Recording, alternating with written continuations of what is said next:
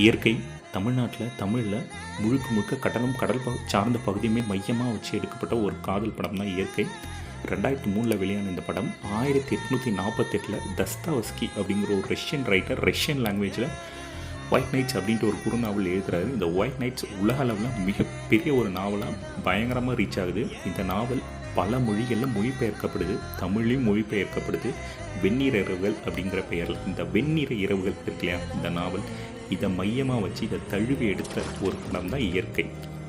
ஏறத்தாழ 150 ஆண்டுகள் முன்னாடி இந்திய நிலப்பரப்புக்கு சம்பந்தமே இல்லாத உலகோட வேறொரு மூலையில் இருக்க ரஷ்யாவில் தஸ்தாவஸ்கி அப்படிங்கிற ஒரு கலைஞன் கண்ட கனவுக்கு தமிழ்நாட்டில் 150 வருஷம் கழிச்சு எஸ்பி ஜெகநாதன்ற மற்றொரு கலைஞன் வேறு ஒரு வடிவம் கொடுக்குறாரு. அதுதான் இயற்கை.